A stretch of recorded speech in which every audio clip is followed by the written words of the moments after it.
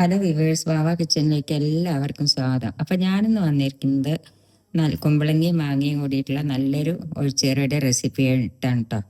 അപ്പം നമുക്കത് എങ്ങനെയാണ് ഉണ്ടാക്കുന്നത് നോക്കാം. ഇത് പാലക്കാടൻ സ്റ്റൈലിലുള്ള കുമ്പളങ്ങയും മാങ്ങയും കൂടിയിട്ടുള്ള കറിയാണ്. അപ്പം അതിന് വേണ്ട ഇൻഗ്രീഡിയൻസ് എന്തെല്ലാമാണെന്ന് വെച്ചാൽ, ഒരു കുമ്പളങ്ങ ഇത്ര പോകുന്നൊരു കുമ്പളങ്ങയുടെ പകുതി എടുത്തിട്ടുണ്ട് കേട്ടോ.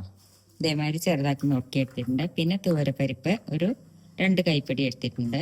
പിന്നെ അതിലേക്ക് വേണ്ടത് ഒരു മാങ്ങ.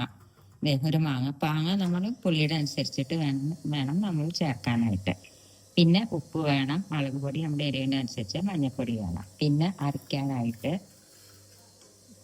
ഒരു 3 ടേബിൾ സ്പൂണ് നാളികേരം എടുത്തിട്ടുണ്ട്. പിന്നെ 1/4 സ്പൂൺ ജീരകം, പിന്നെ 2 ചെറിയ ഉള്ളി, പിന്നെ വറുത്തിടാനായിട്ട്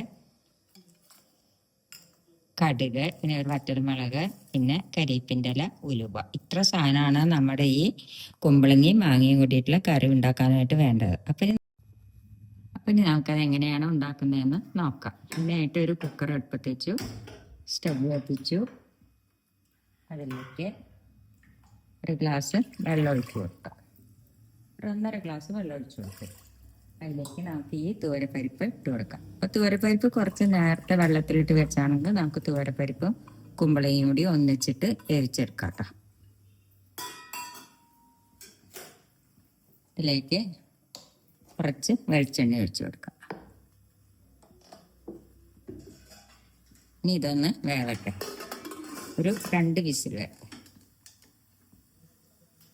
അപ്പോഴേക്കും നമുക്ക് ഈ നാളികേരവും ജീരകവും ചെറിയ ഉള്ളിയും കൂട്ടി നല്ല പോലെ ഒന്ന് അരച്ചെടുക്കാം. പിന്നെ ഈ മാങ്ങയൊന്ന് തൊലി കളഞ്ഞിട്ട് ചെത്തിയെടുക്കാം.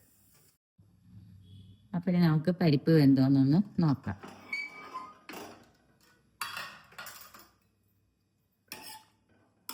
പരിപ്പൊക്കെ വെന്തിട്ടുണ്ട്, പരിപ്പ് നല്ലപോലെ വെന്തിട്ടുണ്ട്. ഇനി എന്താ നമ്മൾ ചെയ്യേണ്ടത് വെച്ചാൽ, അതിലേക്ക് നമുക്ക് ഈ കുമ്പളങ്ങയുടെ കഷ്ണം ഇട്ട് കൊടുക്കാം.